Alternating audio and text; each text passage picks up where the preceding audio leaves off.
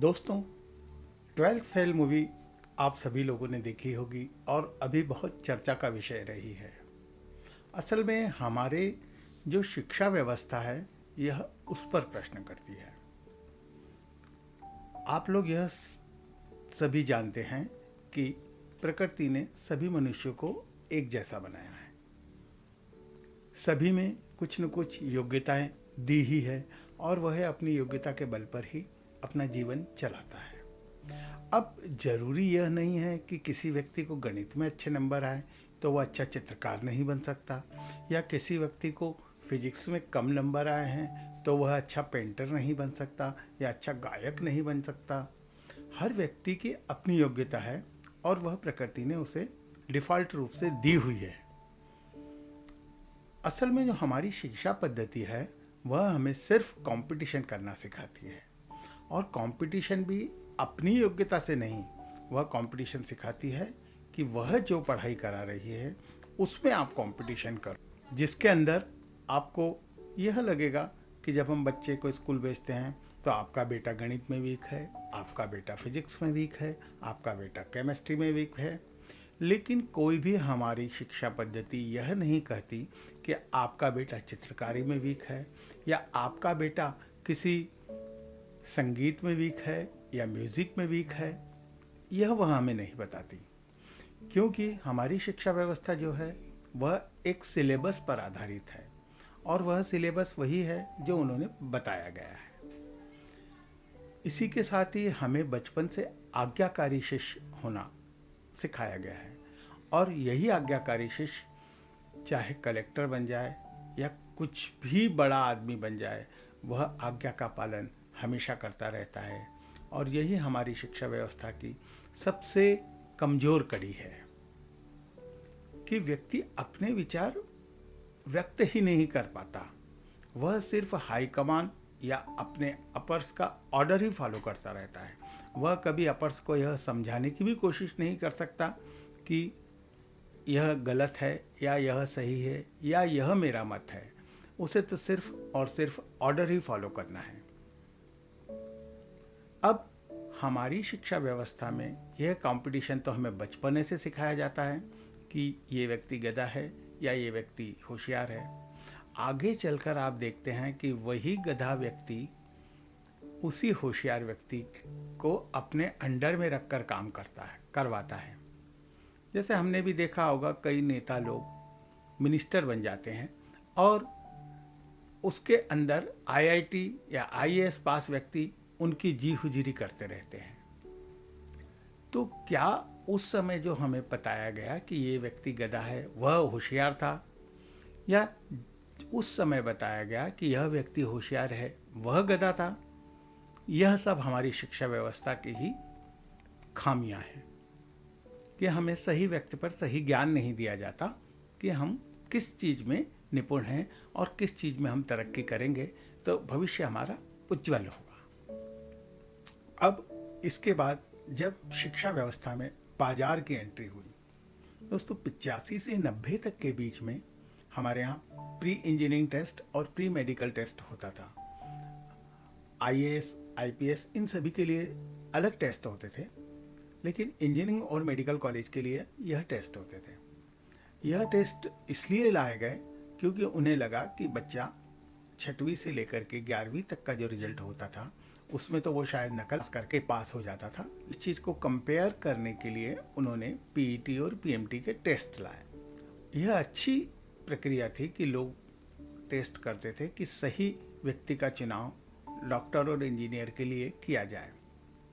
लेकिन जब 1998 के बाद व्यावसायिक परीक्षण मंडल बना, यानी कि उसे कहते हैं हम शिक्षा में व्यापार घुसा, तब से सारी कोचिंग क्लासेस और सारी चीज़ें शुरू हो गई।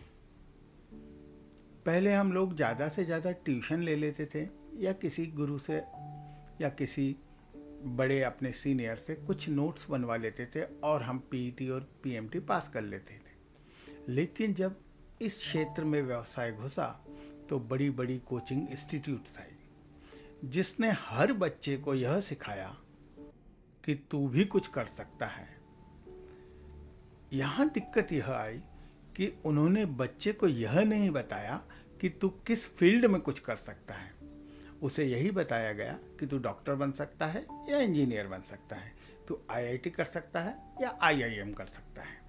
लेकिन उसे कभी यह नहीं बताया कि तू अच्छा संगीतकार बन सकता है, तू अच्छा गीतकार बन सकता है, तू अच्छा नेता बन सकता है, या तू अच्छा मैकेनिक बन सकता है, या तू अच्छा बिजनेस संभाल सकता है। यह सब उसे नहीं बताया गया। उसे बताया यही गया कि तू या तो डॉक्टर बनेगा या इंजीनियर बनेगा।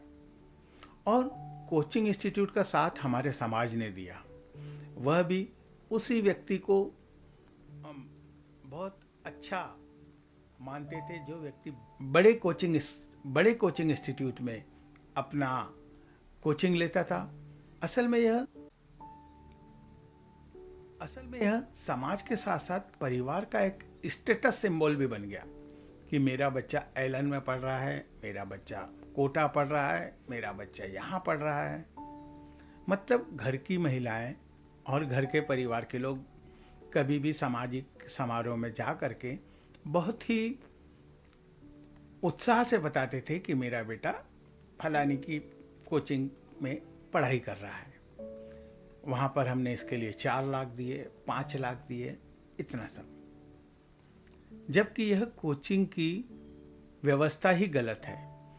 कोचिंग की व्यवस्था दरअसल में ऐसी होनी चाहिए कि जब बच्चा उसके पास कोचिंग लेने जाए तो वहाँ पर टीचर्स उससे तमाम तरह के सवालात करें और उसका उत्साह देखें कि वह किस फील्ड में ज़्यादा अच्छी तरक्की कर सकता है, उसे उस फील्ड में जाने के लिए प्रेरित करें। और प्रेरित ही ना करें, उसे उस फील्ड में जाने की सारी सुविधाएं भी मुहैया हों, उसे सारी संसाधन मुहैया हों, ताकि वह उस फील्ड में अपने आप को और अच्छा बना सके। अब यह तो हो नहीं रहा है। हो यह रहा है कि कोई भी इंस्टीट्यूट 5 लाख बच्चे पढ़ाता है, उसमें से मात्र 100 या 50 बच्चे ही किसी परीक्षा में सिलेक्ट हो पाते हैं। तो अगर आप उनका रेशो देखेंगे तो उन 5 लाख बच्चों में से मात्र 50 बच्चे वो होते हैं जो सिलेक्ट होते हैं।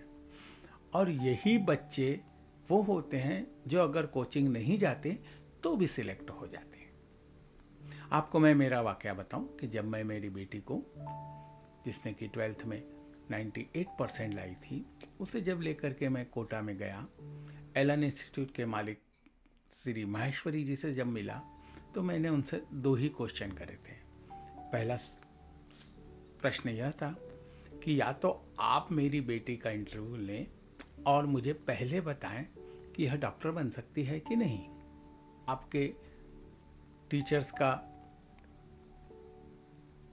या आप मेरी बेटी को टीचर्स से मिलने दें और वह यह डिसाइड करें कि क्या आपके टीचर उसको पढ़ाने के काबिल है कि नहीं। उन्होंने दोनों चीज़ मेरी मना कर दी और बोला इतने लोग पागल हैं क्या। मैंने कहा वह पागल हैं या नहीं इससे मुझे कोई मतलब नहीं। मेरा मतलब तो बस इतना है कि जो चीज़ मैं जानता हूँ उसके बारे में आप जवाब दीजिए, अन्यथा मैं अपनी बेटी को आपके यहाँ नहीं रखूँगा। और मैं कोटा से वापस आ गया। तो हमारी शिक्षा व्यवस्था में जब व्यापार घुसा है तब से हमारी ज़िंदगी और कितनी कठिन हो गई है। अब हम बच्चे को पढ़ाने के लिए अच्छी स्कूल देखते हैं, उस स्कूल का खर्चा मैं देखता हूँ तो मुझे बड़ा अचरज होता है कि एक छोटी सी क्लास केजी या फर्स्ट के स्कूल के लिए आपको साल की 25,000 से 5 लाख रुपए तक की फीस वसूली जा रही है। अब वह केजी और फर्स्ट के बच्चे को क्या पढ़ा रहे हैं ये कभी भी आपने नहीं पूछा। हमने आगे पढ़ते हैं तो भी हम बड़े बड़े कॉलेज लेते हैं, बड़े बड़े वो इंस्टीट्यूट देखते हैं जिसके अंदर कि हम लाखों रुपया देते हैं। असल में हम शिक्षा को पैसे से तोलने लग गए हैं कि जो जितना बड़ा इंस्टीट्यूट होगा, जितना आलीशान इंस्टीट्यूट होगा, वह उतनी अच्छी शिक्षा देगा। जबकि ऐसा बिल्कुल भी नहीं है। शिक्षा तो जन्म से ही आती है और शिक्षा पाना व्यक्ति का कर्तव्य है। अब किस विषय में शिक्षा लेना है, यह फाइंड आउट करना माता पिता का धर्म होता है, क्योंकि वह बच्चे को बचपन से पालते हैं। उन्हें पता होता है कि मेरा बच्चा जब 6 महीने का था तब वह क्या करता था, तो हम उसे उसी दिशा में अगर आगे बढ़ाएं तो वह ज़्यादा अच्छा नाम कर सकता है, ज़्यादा अच्छा पैसा कमा सकता है। पैसा कमाना इसलिए कि सारी शिक्षा का मूल यही है कि आप सफल इंसान बनो, और सफलता की गारंटी सिर्फ और सिर्फ आपका पैसा ही देता है। दूसरी कोई चीज़ आपकी सफलता की गारंटी आज कलयुग में तो नहीं दी जा सकती। लोग यही पूछते हैं कि आपने इतना पढ़ा लिखा कितना पैसा कमाया, तो सिर्फ पैसे को ही कलयुग में सफलता की गारंटी माना जाता है। मुझसे भी कई लोग पूछते हैं कि आपने कितना पैसा कमाया, तो मैं यही जवाब देता हूँ कि पैसा कमाना मेरा मकसद नहीं है। मेरा मकसद है अपने ज्ञान को और पुख्ता करना और रिसर्च करना और उसे सुदृढ़ बनाना और लोगों तक पहुँचाना, ताकि जो लोगों के पास समय नहीं है और वह लोग रिसर्च ना कर पा रहे हों, तो वह मेरे इस बात से अगर सहमत हों तो कुछ अपनी ज़िंदगी में बदलाव ला सकें। अब इस शिक्षा व्यवस्था के कारण हमारे जीवन में क्या क्या कठिनाई आती है। आप बच्चे के लिए लोन लेते हैं, बच्चे को अच्छे कॉलेज में दाखिला दिलाते हैं। उसके बाद बच्चा जब 50 लाख या 1 करोड़ रुपया लोन लेकर पास होता है, तब उसके दिमाग पे कितना ज़्यादा भार रहता है। अगर आप किसी अच्छे परिवार से हैं तो आप वह लोन भर देते हैं या वह लोन लेते ही नहीं। लेकिन भारत में 90% लोग मध्यम और गरीब परिवार से होते हैं, जो 1 करोड़ का पढ़ाई का खर्च अफोर्ड ही नहीं कर सकते। तो जब बच्चा पढ़कर निकलता है तो उसके सर पर वही कर्जा रहता है। अब वह उस कर्जे के बोझ में दबते चले जाता है और ज़िंदगी भर सिर्फ गुलामी करता है और अपने लिए वह समय ही नहीं निकाल पाता।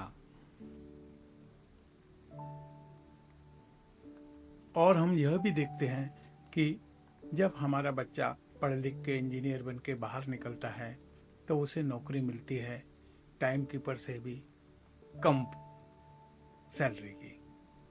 तो यह हमारी एजुकेशन पॉलिसी कैसी है कि हमें इतना महंगा लोन दिलवाकर, इतनी मेहनत करवाकर भी उसकी योग्यता के अनुरूप पैसा नहीं दे पा रहे। यह एक मंथन का विषय है।